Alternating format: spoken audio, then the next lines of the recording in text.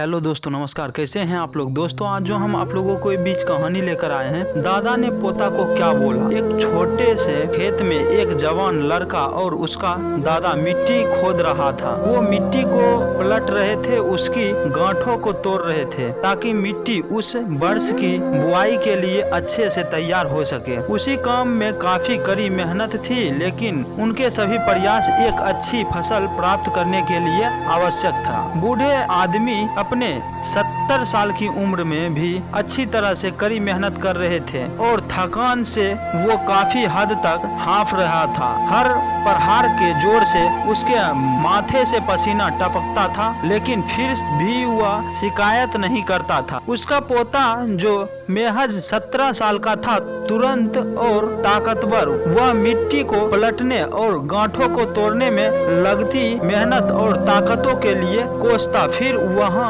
खड़े होकर वह हाँफता और थोड़ा देर के रुक जाता। थोड़ा आराम करने के बाद एक बार फिर से काम शुरू करने से पहले शिकायत करता। थोड़ा देर बाद युवा पोता देखता है कि उसके दादाजी ने जितना काम कर जमीन को तैयार किया, वो खुद ने की तैयार की जमीन से बहुत ज्यादा है। दादाजी, जब आप इतने बूढ़े हो फिर भी आपने मुझसे इतना अधिक काम कैसे किया। पोता आपने दादा से पूछा है। दादाजी ने उसे जो जवाब दिया उसके उसी उम्मीद नहीं थी। जब हम किसी काम को मुश्किल मानते हैं और उसके बारे में ज्यादा सोचते हैं तो सोच में मुश्किल हो जाते हैं, और हम बिना सोचे जब उसे करते हैं और करते ही रहते हैं तो वो आसान हो जाता है। पोता थोड़ा अचंभा हो जाता है, इसीलिए दादाजी अपनी बात जारी रखते हैं। जब हम अपना समय यह सोचने में बिताते हैं कि कोई काम कितना कठिन है और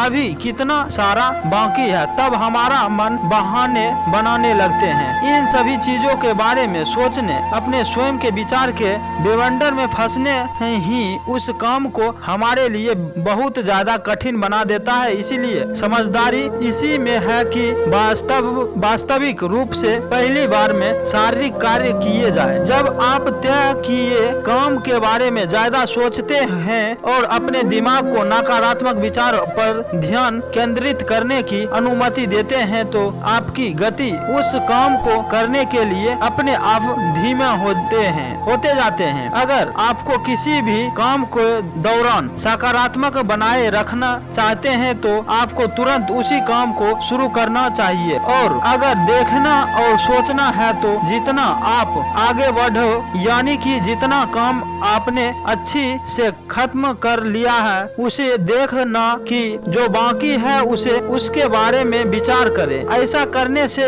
एक सुखद और सकारात्मक एहसास आपको उस काम को लगातार करते रहने की ऊर्जा देती रहेगी। दोस्तों ये कहानी कैसी लगी। कहानी अच्छी लगी तो चैनल को सब्सक्राइब, लाइक, कमेंट, शेयर करना ना भूलिए। दोस्तों मिलते हैं नेक्स्ट वीडियो में नेक्स्ट कहानी के साथ।